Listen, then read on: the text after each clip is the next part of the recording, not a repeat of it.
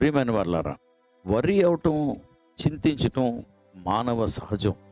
ఏ చింత లేకుండా, ఏ వరి లేకుండా ఎవ్వరూ ఉండరు.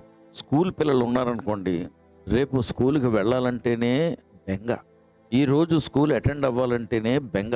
అందులో హోంవర్క్‌లు చేయలేదేమో, ఈరోజు ఆ టెస్ట్ రిజల్ట్‌లు ఇస్తానన్నారేమో, ఈరోజు ఆ పరుగు పందెం ఫైనల్స్ ఏమో, ల్యాబ్‌లో ఆ డిసెక్షనో, ఆ ల్యాబ్ టెస్టో ఏదో చెయ్యాలేమో, ప్రిన్సిపల్ గారు రేపు రా నీతో మాట్లాడాలన్నారు కనుక ఒకలాంటి ఆందోళన. స్కూల్ పిల్లలు. పెద్దోళ్ళంటే డైలీ ఫైనాన్స్ ఇన్‌స్టాల్‌మెంట్ సాయంత్రం ఈరోజు ఎలా కట్టాలి? ఈఎంఐ టైములు అయిపోయాయి. ఎలాగ అయి కట్టాలి? మా ఆవిడ బర్త్‌డే వచ్చేస్తుంది. ఆవిడకేమో కాసుల పేరు. కాసుల పేరు ఎక్కడ కొంటారులెండి. మనం కొనలేం. కదండీ! ఆ! మీరు కొనాలనే కోరుకుంటున్నాను. ఓకే. ఆవిడకి ఏదో ఉంగరం పెట్టాలో, లేకపోతే ఏదో కొనాలి. ఏ చీర కొనాలి.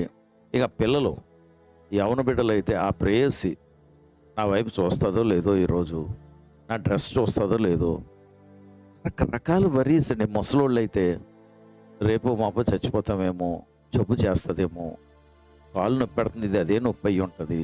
గుండెల్లో నొప్పి వచ్చింది కాబట్టి అదే నొప్పేమో, ఒళ్ళు ఊగుతున్నాయి. రకరకాల సమస్యలు రకరకాల ప్రజలకి. వరి అవుతున్నటువంటి వారితో మత్తయి సువార్త 6వ అధ్యాయము 33వ వచనంలో మత్తయి గారు ఏమంటారంటే, ఆయన రాజ్యమును, ఆయన నీతిని మొదట వెదుకుడి. అప్పుడు అవన్నీయు మీకు అనుగ్రహింపబడును. ఓకే. ఆయన రాజ్యమును, ఆయన నీతిని మొదట వెతుకుడి. అంటే search for his Kingdom and his righteousness first. మొట్టమొదట వెతకవలసినవి ఏంటంటే ఆయన రాజ్యమును, ఆయన నీతిని. ఓకే. ఈ 2 రాజ్యము అంటే దేవుని రాజ్యము. భూ సంబంధమైన రాజ్యం కాదు. దేవుని రాజ్యం మొట్టమొదట వెతకమంటున్నారు. దేవుని రాజ్యం వెతుకుతూ ఆ రాజ్యంలో నువ్వు ఎంటర్ అవ్వాలంటే రాజుగారి పర్మిషన్ లేకుండా నువ్వు ఎంటర్ అవ్వలేవు. రాజుగారు ఎవరు అంటే యేసు ప్రభుల వారు. ఈ రాజ్యము కంటికి కనిపించే రాజ్యం కాదు, ఆత్మ సంబంధమైన రాజ్యము. ఈ రాజ్యము ఎక్కడ స్థాపించబడుతుందంటే నీ ఆత్మలో, నీ హృదయములో స్థాపించబడుతుంది. కాబట్టి కంటికి కనబడని ఈ రాజ్యంలోకి నువ్వు రావాలంటే కంటికి కనబడని పాపమును నువ్వు ఒప్పుకోవాలి దేవుడి దగ్గర. కనుక క్షమాపణ అడిగితే దేవుడు తప్పకుండా నిన్ను క్షమిస్తాడు. ఆయన రాజ్యంలో పుట్టకపోవటమే ఒక పెద్ద దౌర్భాగ్యం. ఎందుకంటే పాపం చేసే లక్షణము మనం అలవాటు చేసుకున్నాం. అలవాటు చేసుకున్నటువంటి ఈ పాప సంబంధమైనటువంటి ఈ స్వభావం బయటికి రావాలి ఫస్ట్.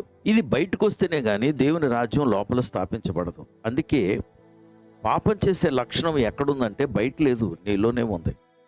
కనుక నీలో ఉన్నటువంటి స్థాపించబడిపోయినటువంటి పునాదులతో పెకిలించబడాలి. ఇది పెకిలించగలిగిన వాడు ఎవరంటే యేసు ప్రభువారు, ఆయన వాక్యంతో. కనుక ఆయన రాజ్యమును మొట్టమొదట వెతకాలి. ఎలాగా? క్షమాపణ ద్వారా.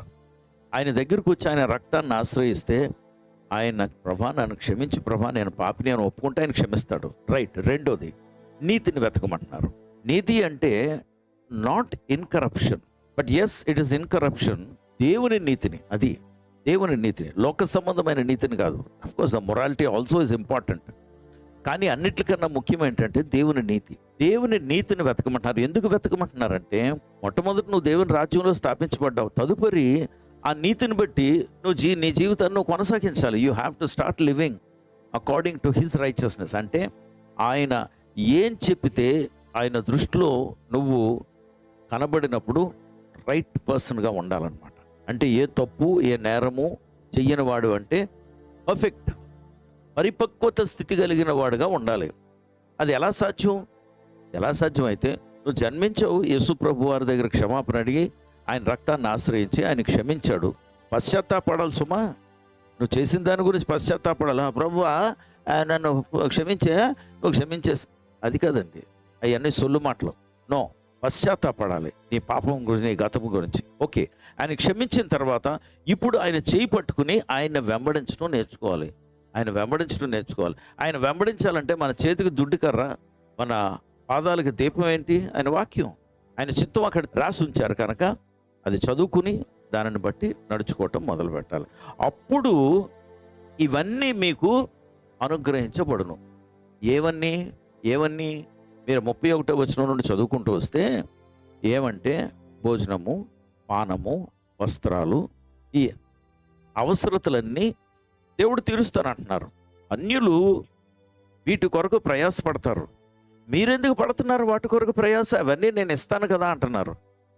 ఇచ్చిన అనుభవాలు బైబిల్లో ఉన్నాయా? ఉన్నాయి. అరణ్య యాత్రలో భోజనం ఎవరు పెట్టారు? దేవుడు పెట్టారు. వాళ్ళు ఏమో వంట వండుకున్నారా? వండుకున్నారు. కానీ గోధుమలు లాంటి ఈ మన్నాను కురిపించారు. అవి వండుకుని తిన్నారు. నీరు బండ నుండి నీళ్ళు ఇప్పించారు. వారికి ఏది అవసరమో అది ఇచ్చారు. మాంసం కొరకు ఏడిస్తే మాంసం ఇచ్చారు, మాంసాలు ఇచ్చారు. కనుక కనీస అవసరతలు తీర్చగలిగిన వాడు మన దేవుడు. కనీస అవసరతలు కూడా లేవండి, చాలా ఇబ్బందులు పడ్డాం, మేము మంచినీళ్ళు తాగటానికి కూడా లేవు, మాకు భోజనం లేదు అంటే దేవుని వాక్యానికి విరుద్ధంగా ఉంది. అది నాకు ఇంచుమించు గత 30 సంవత్సరాలు బట్టి జీతం లేకపోయినా 30 ఏంటంటే 32, 33 సంవత్సరాల నుండి నాకు జీతం ఏమీ లేదు. నాకు ఎవరు ఏ ఫారినరు నాకు డబ్బులు పంపించరు. అయితే నేను ఎలా పోషించబడుతున్నాను? నా దేవుడు పోషకుడు, పోషించే దేవుడు. అదే చెప్తున్నారు. నిన్ను పోషిస్తాను, నేను అన్నిటినీ సమకూరుస్తాను. దేని గురించి నువ్వు చింతించొద్దు. నీ భవిష్యత్ కాలం గురించి కూడా నువ్వు చింతించొద్దు. ఎందుకంటే నా చేయి పట్టుకొని నేను నడిపిస్తాను అంటున్నాడు. ఇష్టంగానే ఉందా? నడుద్దామా? పరిశుద్ధుడా ప్రభా, నీకు వందనాలు, స్తోత్రాలు. నీ బిడ్డలను జ్ఞాపకం చేసుకోండి, నీ కొరకు సిద్ధపరచండి, ఆయుత్తపరచుకోండి ప్రభా. నీ రాజ్యంలోకి స్థాపించబడటం, జన్మించడం ఒక స్థితి అయితే, తదుపరి నీ చేయి పట్టుకుని నడవటం, అది కూడా నీ నీతిని బట్టి మేము నడవటం అనేది ప్రభా అది రెండో భాగం. మొట్టమొదట పరిశుద్ధాత్మ దేవుడు మా పాపమును ఒప్పించి ప్రభా యేసు ప్రభుల వారి రక్తంలో మమ్మల్ని కడిగి ఆయన వాక్యం ద్వారా మా పాపమును ఒప్పించి, అలాగే రెండోది ప్రభా నీతితో మేము నడవాలంటే, నీతిమంతులుగా నడవాలంటే పరిశుద్ధాత్మ దేవుడా మీ నింపుదల మాకు అవసరం. కనుక మా చేయి పట్టుకుని నడిపించి మీరు మహిమ పొందమని మా ప్రభువు రక్షకుడు యేసుక్రీస్తు వారి నామంలో ప్రార్థించి వేడుకొంచున్నాం తండ్రి.